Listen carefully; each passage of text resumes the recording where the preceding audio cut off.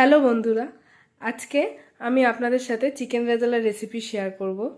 আশা করি রেসিপিটা আপনাদের ভালো লাগবে। খুব অল্প তেল মশলায় রেসিপিটা খেতে খুব ভালো। বাড়িতে ট্রাই করে দেখবেন। চলুন রেসিপিটা শুরু করা যাক। চিকেন রেজালা করতে আমার লাগছে পেঁয়াজ বাটা, একটু কুচনো পেঁয়াজ, টক দই, চিনি, নুন, এখানে তেল নিয়েছি। এটা সাদা তেলেও কেউ করতে পারে, সর্ষের তেলেও করতে পারে, আমি সর্ষের তেলেই করব। রসুন বাটা, কাঁচা লঙ্কা মানে পাকা লঙ্কা বাটা, আদা বাটা, এখানে গোটা গরম মশলা নিয়েছি, দারচিনি, এলাচ, লবঙ্গ আর একটু জিরা নিয়েছি, আর তেজপাতা নিয়েছি, শুকনো লঙ্কা নিয়েছি। এখানে একটু লঙ্কার গুঁড়ো, সামান্য একটু হলুদের গুঁড়ো আর গরম মশলা গুঁড়ো, আর এখানে একটু কস্তুরি মেথি নিয়েছি। এবার আমি মাংসটাকে ম্যারিনেট করব। এখানে টক দই দিচ্ছি, টক দইটা পুরোটাই দিয়ে দেবো। প্রায় 200 গ্রাম টক দই আছে 1 কেজি মাংসে।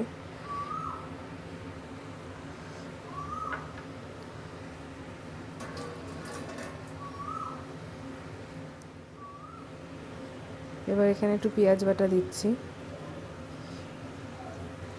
ম্যারিনেশনে একটু পেঁয়াজ বাটা দেব, সামান্য একটু রসুন বাটা দেব, আর সামান্য একটু আদা বাটা দেব।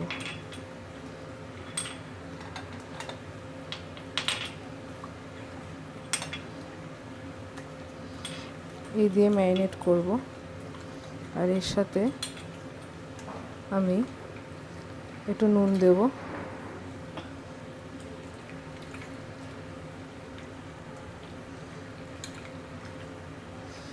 সামান্য একটু চিনি দেব,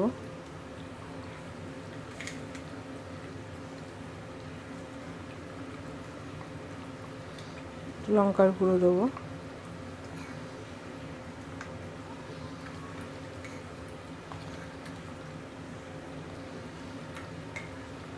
একটু গরম মশলা গুঁড়ো দেবো।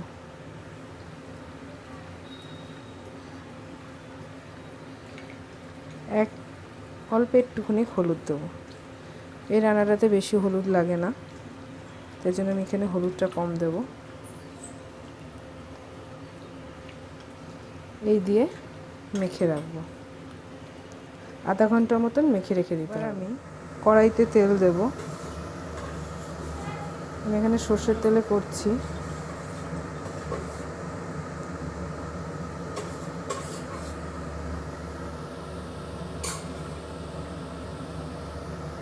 তেলটার গন্ধটা দূর করার জন্য একটু নুন দিয়ে দেবো। তেলটা গরম হয়ে গেছে। এবার আমি এখানে পেঁয়াজ বেরেস্তা করে নেব। যে কুচনো পেঁয়াজটা রেখেছিলাম সেটা দিয়ে দেবো। ভালো করে ভেজে পেঁয়াজ বেরেস্তা করে নেব। ভাজা পেঁয়াজ লাল করে ভেজে তারপরে পেঁয়াজটাকে তুলে নেব।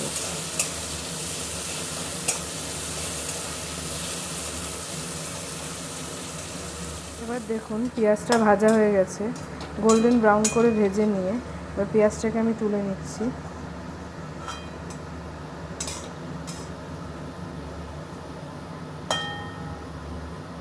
এবার আমি ওই পেঁয়াজ ভাজার তেলটাতেই ফোড়ন দিচ্ছি। শুকনো লঙ্কা দিলাম ফার্স্টে,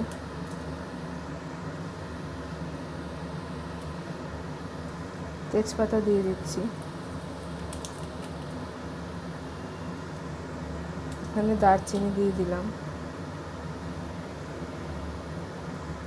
গোটা এলাচ দিয়ে দিলাম,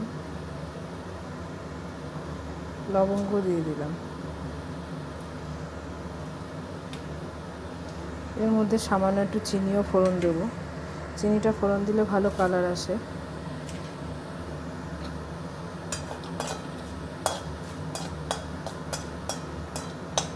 ফোড়নটা ভালো করে ভাজা হলে এবার এর মধ্যে আমি গোটা জিরা ফোড়ন দিয়ে দিচ্ছি। ফোড়নগুলো দেখুন ভালো করে ভাজা হয়ে গেছে। এবার এর মধ্যে আমি পেঁয়াজ বাটাটা দিয়ে দেবো।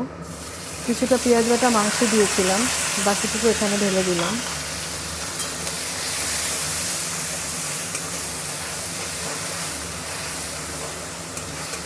পেঁয়াজ বাটাটা একটু হালকা কালারটা চেঞ্জ হলে তারপর আমি বাকি মশলাগুলো দেব।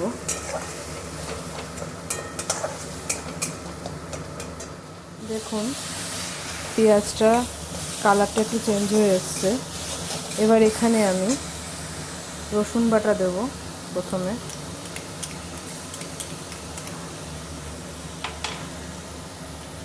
আদা বাটাটুকু দিয়ে দেবো। যে পাকা লঙ্কাটা বেটে রেখেছিলাম, লাল লঙ্কা মানে কাঁচা লঙ্কাও দিতে পারেন, আমি পাকা লঙ্কা ছিল তাই দিয়েছি কালারটার জন্য, কালারটা সুন্দর হবে। দিয়ে এবার ভালো করে নাড়িয়ে এটা ভালো করে ভেজে নেব। এবার এর মধ্যে আমি লঙ্কার গুঁড়োটা দিয়ে দেবো। এখানে গুঁড়ো মশলা সেরকম কিছু পড়বে না, গরম মশলা গুঁড়োটা লাস্টে দেবো। সামান্য একটু লঙ্কার গুঁড়ো দিলাম, কারণ আমার মাংস একটু দেওয়া আছে। আর সামান্য একটু হলুদ গুঁড়ো দিলাম, মানে হলুদ গুঁড়োটা কমই লাগে, অনেকে দেয় না, না দিলেও হয়। যাতে মশলাটা না পড়ে একটু জল দিয়ে দিচ্ছি। আর একটু নুন দিচ্ছি, নুন মাংসে দেওয়া আছে তাই এখানে একটু অল্প করে দিলাম। একটু সামান্য চিনি দিচ্ছি। এই দিয়ে নাড়িয়ে নেব ভালো করে। মশলাটা একটু কষুক, সামান্য জল দিয়ে দিয়ে কষাবো। কষে গেলে তারপরে আমি মাংসটাকে ঢেলে দেবো।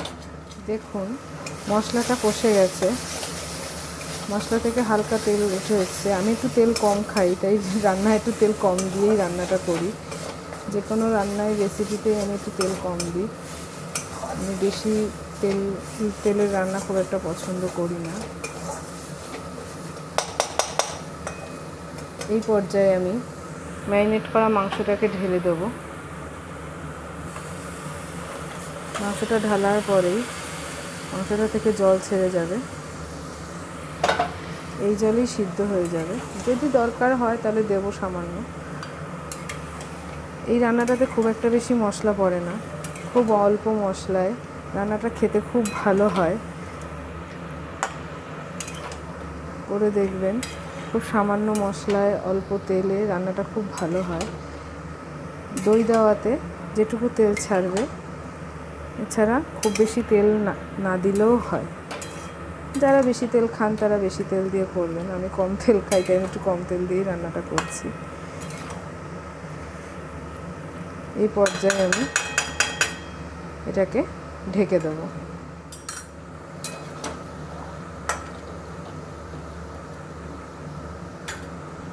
এবার ঢেকে দিচ্ছি, মাংসটা থেকে জল বেরিয়ে যাবে, সেই জলেই সিদ্ধ হবে। যদি দরকার হয় পরে একটু জল দেব। দেখুন রান্নাটাতে কতটা জল ছেড়ে গেছে, এই জলেই সিদ্ধ হয়ে যাবে। মাঝে মাঝে একটু নাড়া দিয়ে আবার ঢেকে দিতে হবে।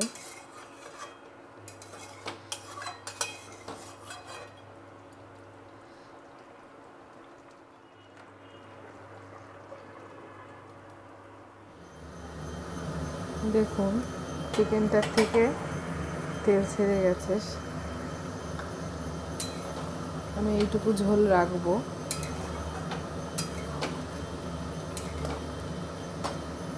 এবার এর মধ্যে আমি গরম মশলা গুঁড়োটা দিয়ে দেবো।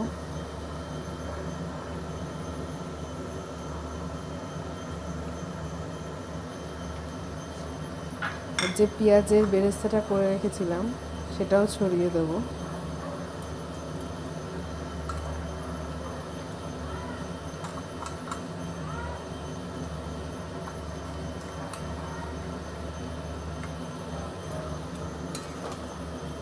ভালো করে নেড়ে নিয়ে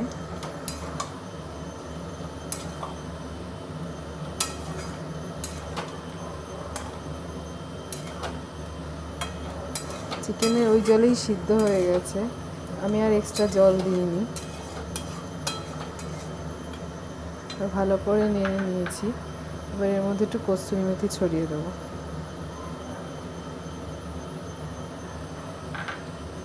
আমার রান্নাটা কমপ্লিট।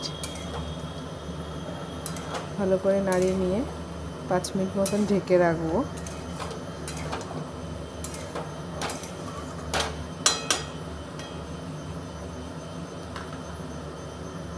5 মিনিট মতন ঢেকে রাখছি। গ্যাস ওভেনটাকে বন্ধ করে দিলাম। দেখুন আমি এরমভাবে চিকেনটাকে সাজিয়েছি। আমার কাছে একটু সামান্য ধনেপাতা ছিল, তাই দিয়ে একটু সাজিয়েছি। যদি ভালো লাগে রেসিপিটা প্লিজ লাইক করবেন, কমেন্ট করবেন। আর যারা নতুন চ্যানেলে যারা নতুন বন্ধুরা আছেন তারা প্লিজ চ্যানেলটাকে সাবস্ক্রাইব করবেন।